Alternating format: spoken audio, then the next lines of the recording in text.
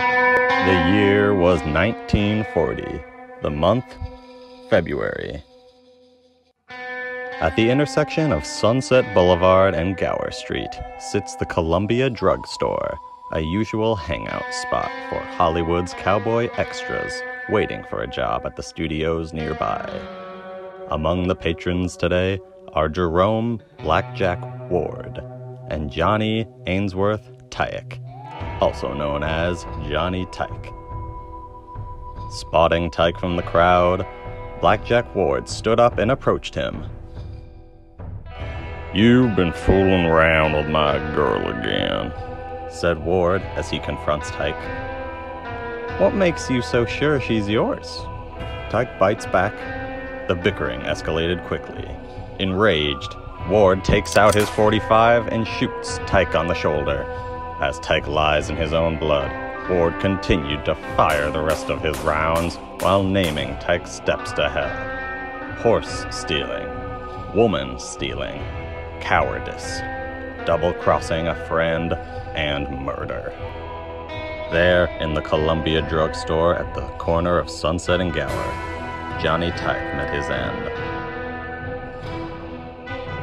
The trial that followed was a quick but sensational one, ending with Ward walking away a free man due to his insanities and a self-defense ledge.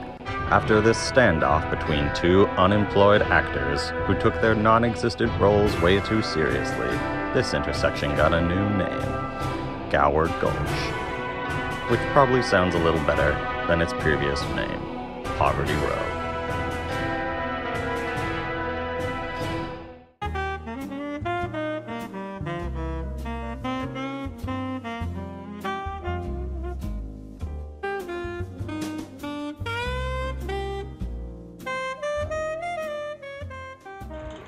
This is Gower Street, aka the Poverty Row of Hollywood.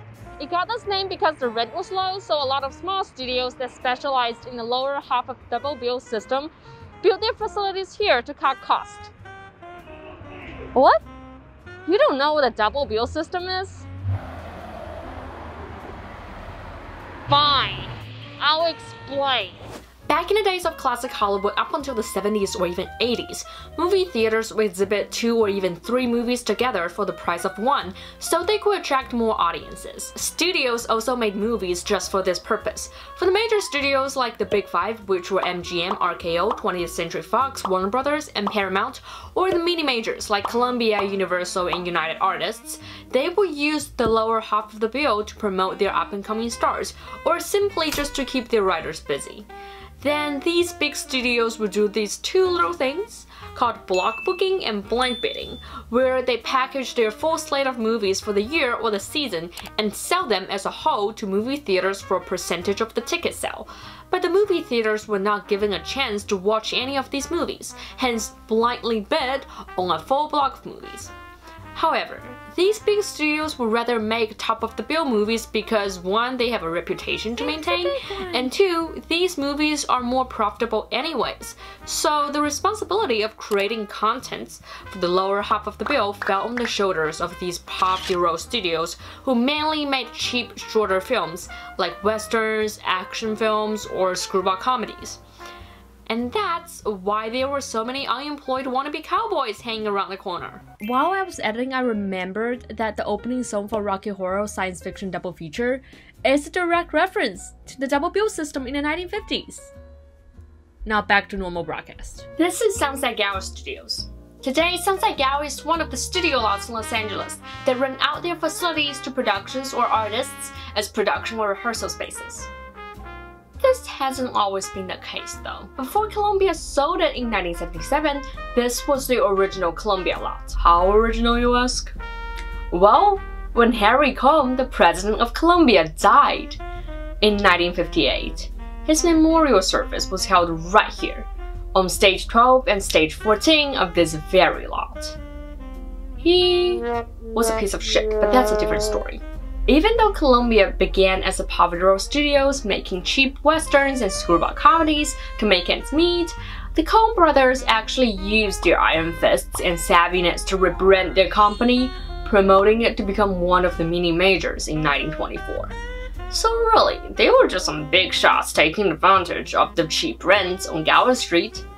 They might have been the cheapest of the major studios, but the real working class were someone else. Like Republic here, and Monogram here. But today, we're going to talk about the poorest of the poorest, which is back here at Sunset Gower Studio. It's the notorious Producers Releasing Corporations, or as the industry called it, Poverty Crap.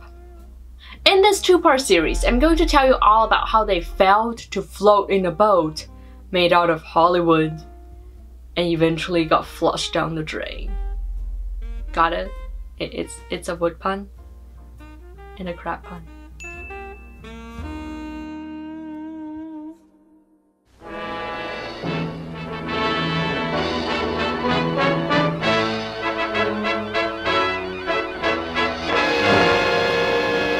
Reason I chose to talk about PRCs because I've already written a paper on it. But they were the smallest of all nationally distributed Poverty Row studios, so I guess that made them pretty special, right?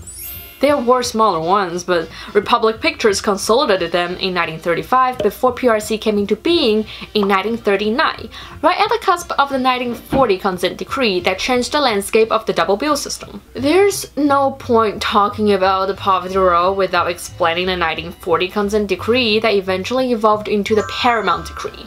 So here I am. Remember the 8 major studios I mentioned?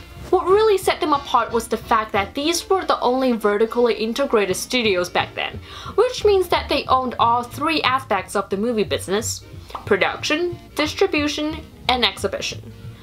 These studios owned about 17% of all the theaters in the country at the time, and they used practices like block booking and blind bidding to further expand their market share. Sounds pretty dope, right? Well, it turns out they were monopolistic. So, in 1938, the US Department of Justice filed a lawsuit against these studios stating that they were in violation of the 1890 Sherman antitrust law. The suit went on for a whole decade, and it wasn't until 1948 that everything was set in stone and studios were banned from things like block booking and blind bidding and owning theaters. Side note: the trend of vertical integration hit the climax during the Spanish flu in 1918 because movie theaters were going out of business. Sounds familiar? Yeah, it's the same fucking thing we're going through right now with COVID. And they just repealed the Paramount Decree in 2020. So now it's legal again for studios to own movie theaters. And it's only a matter of time before the big studios vertically reintegrate. History just keeps repeating itself. The journey for the Department of Justice to break up the oligopoly in Hollywood was long and excruciating.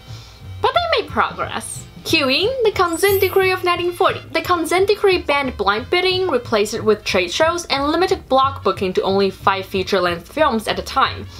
And this changed again for Poverty Row Studios because big studios are now using their precious block booking slots on more prestigious A films that will make more money. So there was a vacancy on the supply side for B films. And that's what Poverty Row Studios were good at. Well, well, well. How the turntables... However, there is a caveat. The consent decree applied to the entire industry, which means that the Poverty Row Studios were also banned from block booking of over 5 movies at a time. Now, these studios have to sell a majority of their products individually as well, and compete with the B movies from big studios that cost 10 times as much. So for their own survival, Poverty Row Studios had to use the very limited resources they had to upgrade their movies and make them stand out individually. And here comes the Producers Releasing Corporation.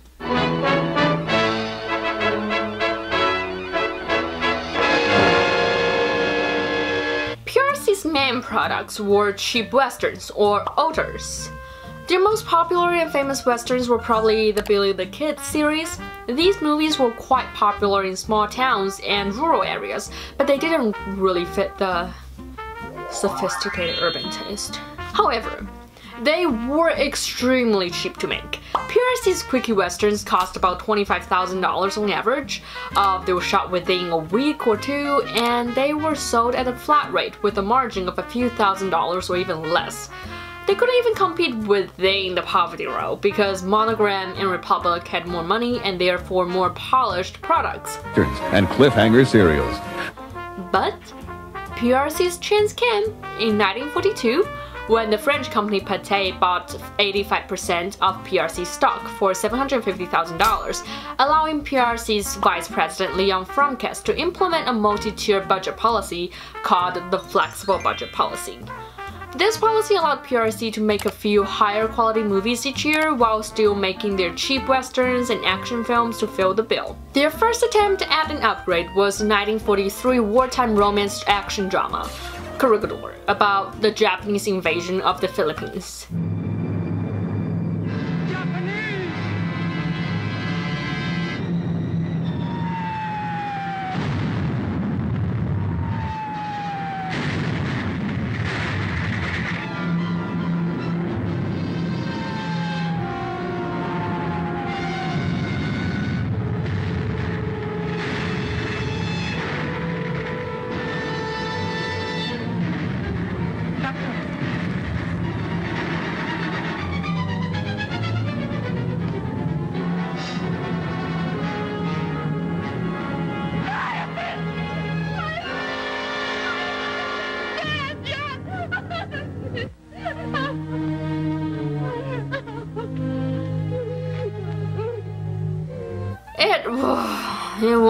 It didn't do really well in the box office. For example, in Baltimore, the film's second week grossing was nearly half of Republic's Shantytown. Variety said some pretty mean shit about this movie as well. A transparent attempt to exploit a heroic theme. Corregidor is a feeble picture that does no credit to its subject nor to the screen itself. It isn't even passable box office.